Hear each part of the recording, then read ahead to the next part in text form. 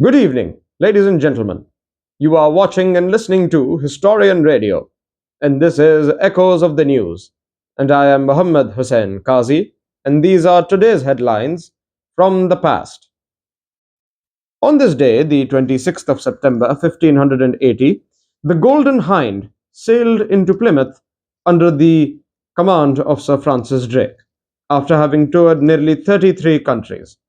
This would be a significant moment, since after this, Sir Francis Drake secured his place in British history and specifically British naval history as he toured these 33 countries on the orders of Queen Elizabeth I. Moving forward, in 1887, Emile Berliner would have his gramophone patent approved.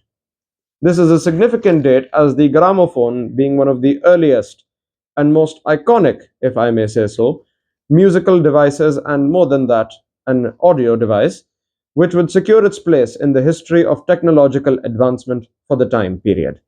This would pave the way for future technologies such as the electric LP vinyl player that is still in use today, and these devices collectively paved the way for the technological advancements that have brought us the technologies we have all grown to use today. Continuing on this date, in 1934, the White Star Line Company launched the Queen Mary cruise liner, one of the biggest and strongest it had ever produced.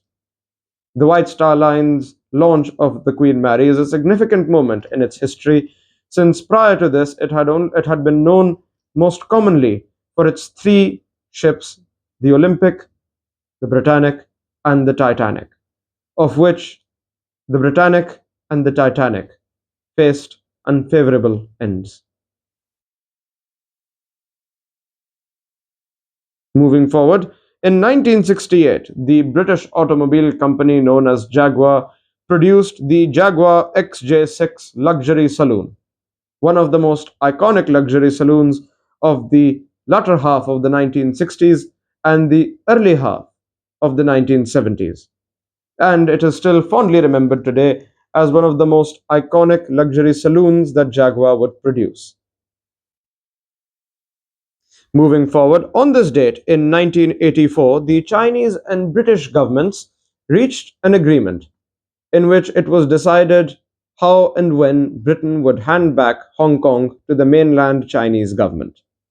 In 1997, when Britain would eventually hand back the area of Hong Kong to the Chinese government, it would be a significant moment in history, as it would be the last colony of Britain to be handed back to its people.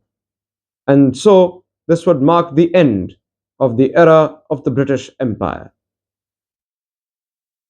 And now we move on to the next segment of our show, where we recount the famous historical births and deaths of people who were significant in the 20th and 19th centuries, and sometimes earlier. On this date, in 1898, George Gershwin was born.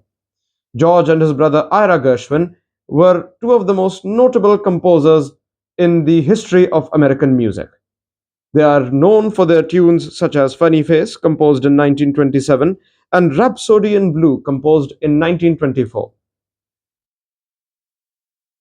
And unfortunately, on this date in 1909, Prince Ito of Japan would be assassinated by a Korean revolutionary.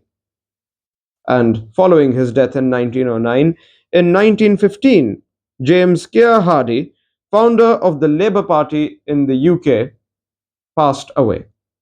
The Labour Party is one of the most iconic parties which is currently in office in the United Kingdom of Great Britain and Northern Ireland. And so the founder of this party, as he perished in 1915, was mourned by not just the supporters of the Labour Party, but by those who value political history all over the world. Well, that is it for today's headlines of the past. You are watching and listening to Historian Radio's Echoes of the News, and I am Muhammad Hussain Qazi, and these were the headlines of today as history first heard them. Good night.